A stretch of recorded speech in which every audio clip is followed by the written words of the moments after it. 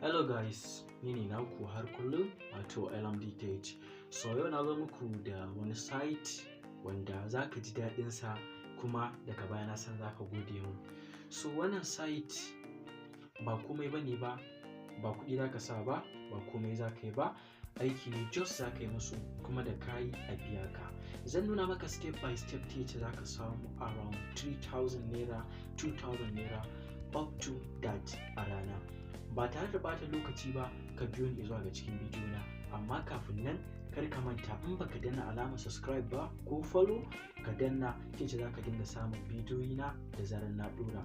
Ba tare da bata lokaci ba mu tafi zuwa ga wannan bidiyon namu a yau. Amma kafin nan akwai account ɗin da nake so kai register akan su. Na ɗaya ina so kai register linked.com. Idan wayarka ciki babu snap, ka samu kai installing ɗinta, kai signing up ɗinta, kai register ta. Idan kuma kana da ita falillahi alhamdu. Sannan ina buƙatar ya zamana next account ɗin da ake buƙata Facebook account. Ka saita su LinkedIn ɗin da Facebook account ɗin da Instagram ɗin ka saita su a cikin Chrome browser ɗinka. In Chrome browser ɗinka ba updating bace ba, ka je kai updating ɗinta.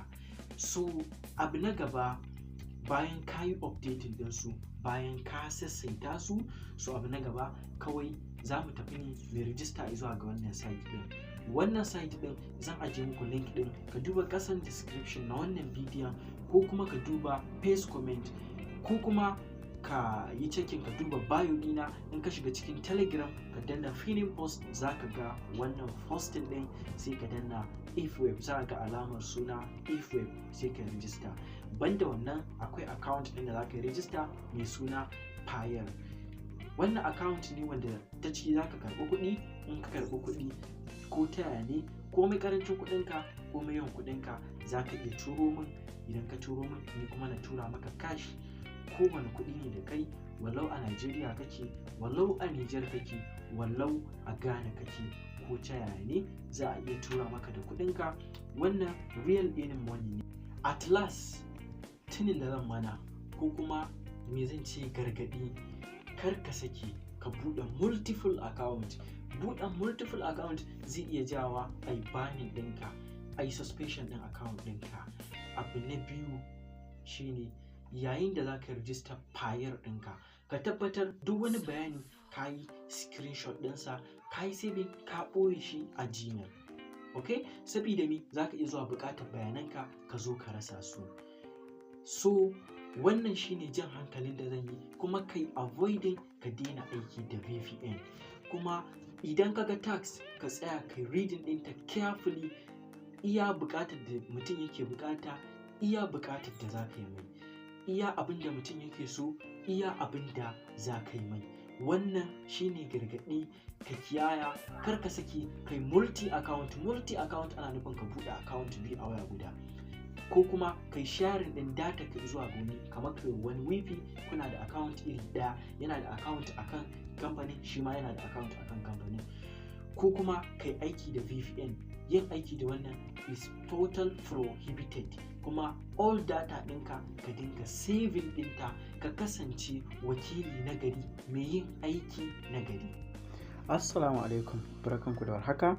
So bayan ka danna link ɗin da zai kai ka zuwa ga website ɗin, bayan ka danna shi, so zai tafi ya zuwa ga ciki, so sai ka samu ka yi register a account ɗin. So gaci za ka yi register, za ka danna register nan. Bayan ka danna za ka shigar da username, kakka manta nan gurin order advertising ko earning in assignment za ka danna, sai ka shigar da username, ka shigar da your email address, password, ka ƙara sa password, sai ka danna I agree. Daga nan sai ka danna I'm not a bot. Da ka danna nan yayi register, za su turo maka da verification. Musan dai register dai ba wahala ne da shi ba. So bayan ka yi register zai kawo ka page kamar haka. So bayan ya kawo ka guri kamar haka, ta yace za ka fara aiki a ciki. Za ka zo ka danna wannan 3 dot ɗin, ba 3 dot ɗin nan ba, na ɓangaren nan menu. So da ka danna za ka zo gurin da aka sa earning, sai ka danna shi. sai ka ɗauki zaɓi na farko gurin da aka sa safin ɗin nan. So da ka danna zai nuna maka ya wuce. So yadda ake aiki a ciki na faɗa muku akwai aiki na LinkedIn, Snapchat, TikTok and other social media, Quora da dai sauransu, amma main sources LinkedIn ne da Snapchat. In baka da account a kansu ka samu ka buɗe, in ka buɗe kuma kai kokari musamman LinkedIn ɗin ka ɗan ɗuɗɗura mai hotuna da dai sauransu saboda ya zama na account ɗinka ya zama cikakke, ka a same shi da detecting aizatan bot ne. So daga nan ta za ka fara aiki a wannan account ɗin. So kamar wannan aiki ne na YouTube, za ka kalli bidiyo a YouTube. So amma kafin nan saboda yana ɗan jan lokaci bari mu wuce zuwa gaba. So idan baka da aiki sai ka danna, baka da abin da za ka yi, baka sha'awar yin aikin, za ka iya wuce shi. So kamar wannan da yake na Snap, yacce aikin Snap ɗin nan yake bari in nuna muku. So kun ga daga sama gashi an sa www.snap.com. So kun ga tabbacin cewa aiki ne na Snap. Okay, to yacce za ka yi shi, za ka zo gurin da aka sa open in new window. In ka danna gurin da aka sa open in new window zai kai ka zuwa ga Snapchat ɗinka. So bari in wuce in danna mu gani, mu ga ina zai kai mu. So za ka danna shi kamar haka. So za ka ɗauka just one misali saboda hakan ina ji shi ya fi. So gashi ya kawo ga cikin Snap. To abinda ake so ka yi, kai adin ɗin mutum. Yace ake adin ɗin mutum, za ka danna nan pro ɗin nan gurin profile ɗinsa sai ka danna adin. Kun ga da present tense ne da kuma past tense, adin an riga da an ɗora shi. To abinda suke so sai ka yi screenshot. Da ka yi screenshot sai ka dawo da baya. So da ka dawo da baya sai ka zo gurin da aka sa attract screenshot, sai ka danna offload.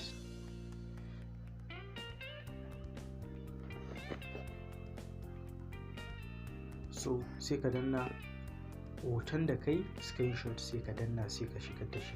Amma kafin kowane tax kafin kai shi ka tsaya ka karanta. Ka ga nan me suka ce mana a tax description, suka ce add a user using the add button. Ka sa mutum ta hanyar alama add button. To kuma kaga instruction ɗin nan shi na bi, amma ka dinga karantawa sosai. Ni ma manta ne ban faɗa muku ba saboda wani zubin ga abin da suke so kai kuma sai ka je kai wancan. So idan ka tura musu da screenshot suka ga ba daidai bane ba za su biya ka ba za su yi unfair ɗinka ne akan wannan. To da ka ɗora sai ka danna confirm executing, zai kai ka zuwa ga next tax. So bari mu jira ya gama executing din.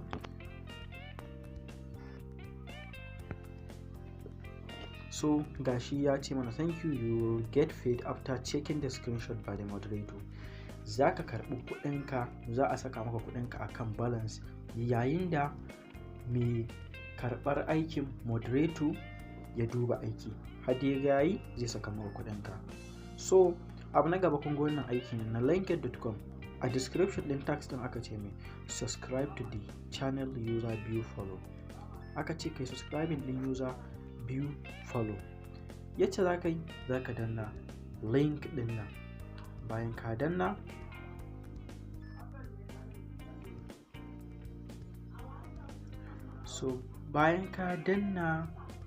zai kai ka zuwa ga ciki. So za ka danna follow. Da ka danna follow sai ka yi screenshot. So bayan ka danna screenshot za ka dawo da baya sai ka danna attract screenshot, sai ka danna offload. Bayan ka danna offloading sai ka danna screenshot ɗin da kai. So sai ka danna confirm executing. So na san yanzu mun fara gane ya ake yin aiki a ciki. So idan ka ga baka da abin da za ka yi aiki a kansa, za ka zo gurin nan gurin slash ɗin nan guda uku, da ka danna shi zai wuce ya kai ka zuwa ga aiki na gaba. Ok, ba shi da wahala wannan site ɗin, kuma legitly ne dan ya fi shekara 4. So yanzu abin da nake so na nuna, how to withdraw money inside it. Ya ake sauke kuɗi a ciki? Hanyar da ake sauke kuɗi a ciki akwai hanya mabambanta: through Litecoin, through Payer account, through other withdraw payment. Amma hanyar da ya fi sauƙi shine Payer account. Ta yadda za ka withdraw ɗin kuɗinka a ciki, za ka danna inda muka danna ɗazu, za ka zo gurin da aka sa earning, sai ka zo gurin withdraw found ɗin. Kana danna withdraw found zai wuce maka, zai kawo maka kala-kalar payment. So abin da yasa na ce muku through Payer. Payer ban san ba ku san yadda ake buɗe shi ba, amma buɗe shi ba wahala.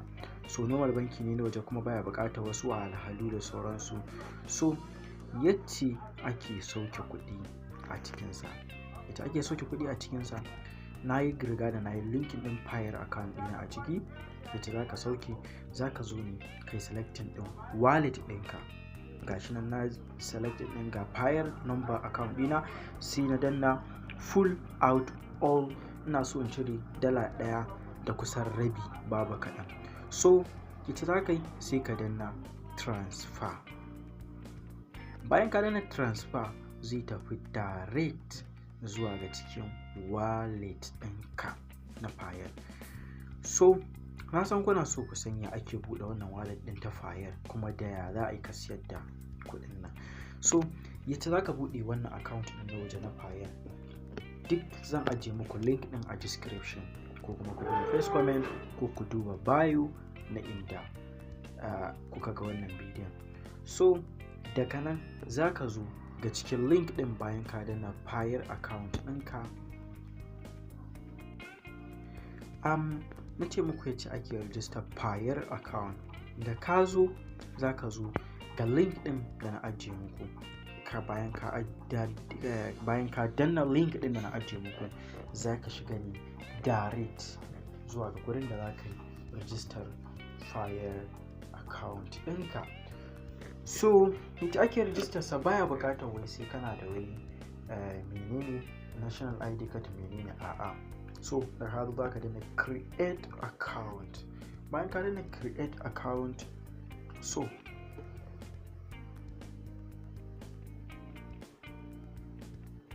bari ya wuce.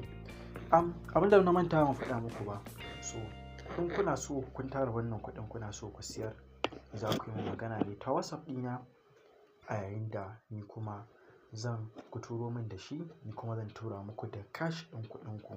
So nan gurin za ka shiga da email address, for example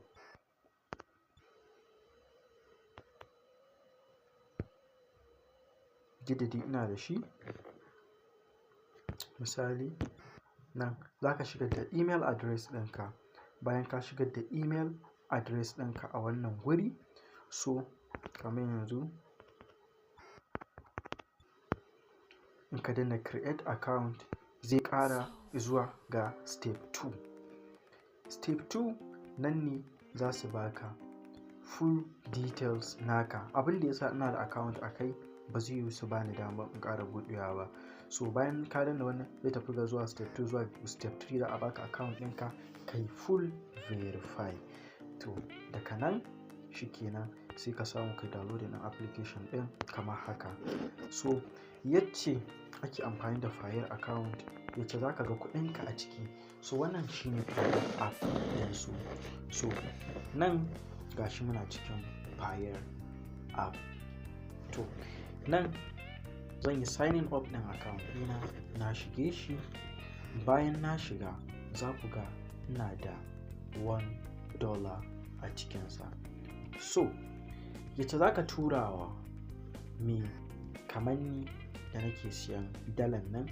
So za ka zo gurin dollar, ka kuma ta lamba ta 09016604667.